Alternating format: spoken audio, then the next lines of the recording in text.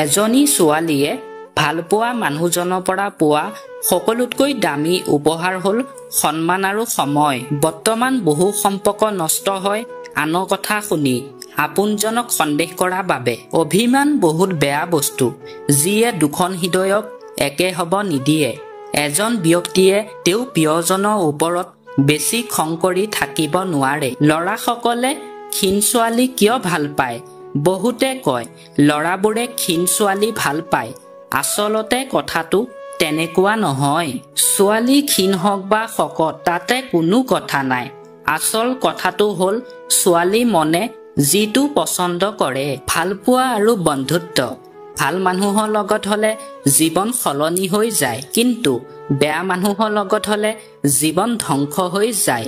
মানুহে বৰ্তমান মিছাটোকে বিশ্বাস কৰে, কাৰণ সঁচাটো প্ৰমাণ কৰিব লাগে। ভাল লগা বহুতো কাৰণ থাকিব পাৰে, কিন্তু ভাল নলগা কাৰণ এটাই যথেষ্ট।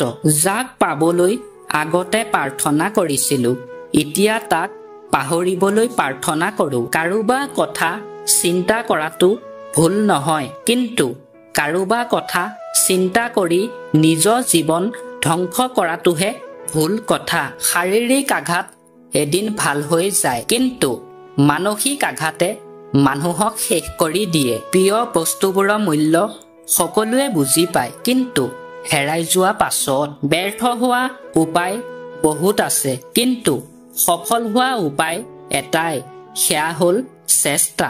আশা কৰিম ভিডিঅ'টো চাই আপুনি ভাল পালে। যদি সঁচাকৈ ভাল লাগিল তেন্তে চেনেলটো ছাবস্ক্ৰাইব কৰি বেল আইকনটো ক্লিক কৰি লওক। আন এটা নতুন ভিডিঅ'ৰ সৈতে পুনৰ লগ পোৱা প্ৰতিশ্ৰুতিৰে আজিলৈ বিদায় লৈছোঁ। ধন্যবাদ।